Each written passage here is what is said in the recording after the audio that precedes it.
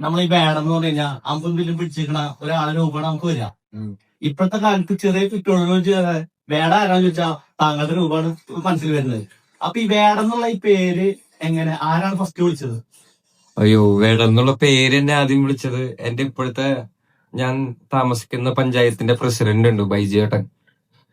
ബൈജേട്ടനാണ് എന്നെ ആദ്യമായിട്ട് വേടം എന്ന് വിളിക്കണത്. കാരണം ഞാൻ ഇച്ചിരി കുറുമ്പനായിരുന്നു ഞാൻ ചെറുപ്പത്തില്. അപ്പോ അങ്ങനെ വീണൊരു പേരാണ് വേടം എന്ന് പറഞ്ഞിട്ട്. പിന്നെ എന്നെ എല്ലാവർക്കും അങ്ങനെ ആ പേര്, എന്റെ ശരിക്കുള്ള പേര് ആർക്കും അറിയില്ല. ഞാൻ പഠിച്ചതും എന്റെ ഗ്രാമത്തിലുള്ള ഒരു സ്കൂളിലാണ്. അപ്പൊ എന്റെ ഗ്രാമത്തിലുള്ള കുഞ്ഞുമക്കളാണ് എന്റെ കൂടെ അവിടെ പഠിക്കണത്. അപ്പൊ നാടിന്റെ അവിടെ വിളിക്കണ പേര് തന്നെയാണ് സ്കൂളിലും വിളിക്കണത്. അപ്പൊ ആ പേര് അങ്ങനെ രജിസ്റ്റർ ആയി. പിന്നെ ഐ ബിക്കേം ആൻ ആർട്ടിസ്റ്റ്.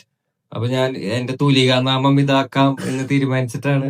പിന്നെ എല്ലാവർക്കും വേണമെന്ന് അറിയില്ല. എന്റെ ശരിക്കുള്ള പേര് ആർക്കും അറിയില്ല. ചേട്ടനറിയോ? അറിയാം, Kirandas Murali. Yes yes yes. ഭയങ്കര റയറാണ് എന്റെ പേര് അറിയണത്. പിന്നെ എനിക്കും ഈ പേരിൽ അറിയപ്പെടാൻ ഞാൻ സന്തോഷവാനാണ്. ഞാനൊരു തൃശ്ശൂർകാരനാണ്. എനിക്ക് ശബ്ദം കേട്ടപ്പോ, സ്ലാങ് കേട്ടപ്പോ മനസ്സിലായി. Thank you. Thank you so much. Thank you so much.